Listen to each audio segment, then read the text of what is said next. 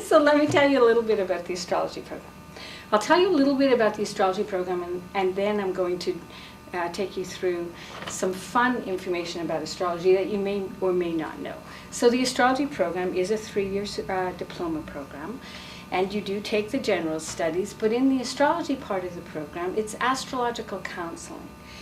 And there's an emphasis on the counseling as opposed to prediction. So an astrologer can tell you your cycles till the day you die. They can tell you what the cycles were when you were in your mother's womb. They can tell you your cycles from the time you were born. They can give you all kinds of delicious information about your family of origin and pre-birth and just fascinating things. But really, in our program, what we like to emphasize is to not predict.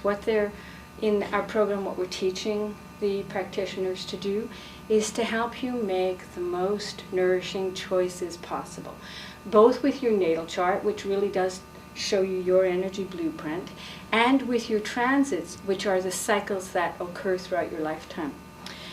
And so by giving you some really good information to work with, as opposed to saying, well, you know, this is what's going to happen to you at 45 and there's no choice, this is the outcome, that's it, you don't have anything to do with that, it allows you to become clearer, it allows you to begin to make choices from the wisest, clearest aspect of yourself, as opposed to the 2-year-old part of you or the great granny part of you. And so that's why we focus on astrological counseling as opposed to astrological prediction. And so in the program, again, like all our programs, there's certainly an emphasis on the development of the astrologer. Because again, the clearer we are, the more clarity we bring to our clients. And so the program has shadow work that we come to know ourselves a little bit more by looking at our shadow, and good communication skills, and there's just some fun things you learn in the program, but it is very experiential. So one of the things that I like to say to people, it's not going to be a theory class, you'll learn the language, but the experiential part is applying it and understanding how can you work with this in a very tangible, concrete way in your life. And so that's a little bit about the astrology program. And if you have any questions, feel free to ask me more later. But let me just tell you a little bit about you and your blueprint. So one of the things in astrology, people usually know or hear about their sun signs. And in the program, we learn a lot about the signs. But what I emphasize and work with is actually the planetary energy. And so if somebody is saying, oh, I'm a Libra, what they're actually saying is I'm a Venus-based sign, which gives you a lot more information than I'm a Libra. So you'd get all these little keywords for I'm a Libra, I'm this, I'm this, I'm this, I'm this. And usually if somebody is saying I'm a Libra, they're talking about their sun sign. And so basically what they're saying is throughout my lifetime, I am going to learn as part of my sun sign to work with Venus energy. And what working with Venus energy might mean is, how to learn to be in harmony with myself. So a lot of people, when they think about Libra, they're thinking about, it's about relationships and it's about balance. Well, it's learning about the art of relationship, and it's learning about the art of being in balance, and it's taking those Venusian qualities, and then once we're in harmony and in relationship with ourselves, how to be and bring that gift to the world. So we all have these planetary archetypes that we bring to the world. And there's something called a primary triad. There's many things in the chart that go beyond just our sun sign, but there's something called a primary triad, which is your sun placement, your moon placement, and your ascendant or rising sign. You may know it as a rising sign. And just those 3 things in the chart, and as I said, there's many more, are basically saying you're working with 3 different planetary energies. So somebody, if I use the example of Libra again, that would say that they are learning to work with and evolve throughout their lifetime with Venus, Venusian energy. And there's the shadow to that, and there's the gift, and I'll come back and talk a little bit about that. But maybe they have a moon in Capricorn, right? And so then what that means is part of your planetary energy that you're working with is Saturn. And maybe they have their ascendant in Cancer, and so therefore they're learning how to work with that lunar type energy. So we all have a combination of, in particular, these three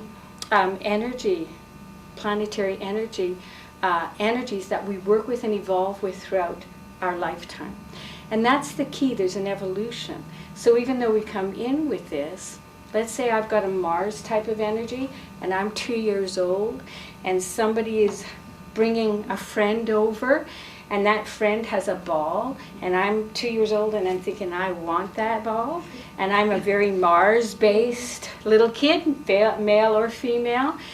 Maybe my strategy at 2 years old will be, you don't want to give me the ball, I'm just going to bonk you in the head with it. Give me that ball, I want to play with it. So, at 2 years old, I may not have the understanding that, okay, now I've got the ball, but I don't have anyone to play with, right? So by the time I'm 15 or 25 or 35, I have to learn how to work more with my Mars energy, right? Now I've just actually told you a little bit about Aries, right? But when you hear Aries, it's kind of like, oh yeah, keywords. But really it means is that I'm having to work with this very strong, I want something, I'm getting it, I'm asserting myself. And so there's an evolution throughout our lifetime. Just like Venus, when we're younger, it might be so much, I want a relationship, I want a relationship, I want a relationship, I'll have a relationship with anybody, I'll go from relationship to relationship, I don't want to be alone, which is very different than I have a relationship with myself. And by having a relationship with myself, by being in harmony with myself, then I'm going to draw a different kind of relationship with me. Different at 16 years old than it might be at 35, 45, 55, 25, 65. So these main planetary archetypes that we have, we evolve with them throughout our lifetime. Does this make sense? Yeah. So, what is your sun sign? A Pisces. I'm not even going to say that that's the best sign because there are no best signs. But it's wonderful. It's a brilliant sign. I'm just joking. But here's what I want to say, is that throughout her lifetime, she is learning to work with both a Jupiterian archetype and a Neptunian archetype. And there's two planetary energies associated with the Piscean energy, which again is a bit different than saying I'm Pisces. And so what happens is we learn what is the shadow part of that energy and what is the gift of it. So the shadow of Neptunian energy can be escapism. It can be being so connected with everybody and not having a strong enough sense of self that we tend to lose ourselves, right?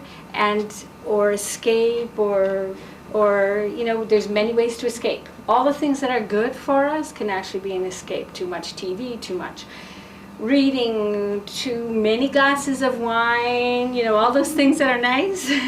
Relationship for the sake of relationship. And so as we learn to evolve with that Neptunian energy, then we can say, all right, now I have a better sense of me. I'm better able to work with the energy of connectedness, because there's a lot of connectedness that a Piscean person needs to learn, that we have the illusion of being separate, but we're actually not separate. And as I said, the co-ruler of that is Jupiter, and again having healthy boundaries. So one of the things Pisces actually has to learn, or a Neptunian Jupiterian type of person, is that you have to have boundaries, before you can before you can break those boundaries. Before you can let go of boundaries, you need to have boundaries. Does that make sense? Mm-hmm. Mm-hmm. And what about you? What's your sun sign? Excuse me. I don't know exactly what you mean. So what that means is, when people are... a Leo? Yeah. That's what I mean. Usually people know their sun sign, and that's usually when somebody is saying to you, what's your sign? Yes. So Leo has to learn to work with solar energy. And when you're working with a solar energy, it's about being radiant and feeling strong and having a strong sense of self and learning how to become charismatic and, becoming, really the development of your personality, but also being learning that doesn't mean that everybody else needs to be that same way, right? So it's like saying I can be magnetic and radiant and shine in this way and be, further develop my sense of self, but I can also let you develop your sense of self. So part of the shadow of that solar energy is it's steady and it's radiant, but it can get a bit fixed. And sometimes when we get fixed, we can get fixed in our perspective. So as we learn about our primary energies that we're working with throughout our lifetime in the astrology program, it's also going, all right, so here's my gift. I can bring this lovely radiance and this loyalty and this, magnetic energy. But hey, you know what? I can get a little bit fixed in my perspective. And I need to learn maybe that your perspective can be different from mine, which is both the Leo and Aquarius having to learn a bit of that dance. So in the program, we come a little bit away from just thinking about signs and think, what does that really mean? What does it really mean? It's a planetary archetype that we're evolving with and coming to own our shadow that goes with each planetary archetype. So, to come back to, no, I already actually talked about the Libra, but, for example, the planetary archetype of Mars, right? So again, it's to be strong and willful, assert, go out in the world, get what you want, but to also recognize that maybe that's going to be a bit too assertive and it can't just be about you, and the gift of it is the assertiveness, the shadow of it can be selfishness, right? That if it's always about I, you will get the I, but you're not going to have the we of relationship. And so we evolve and we learn through time, through commitment to growing, how to work with some of that energy. So that's just a little bit about planetary archetypes.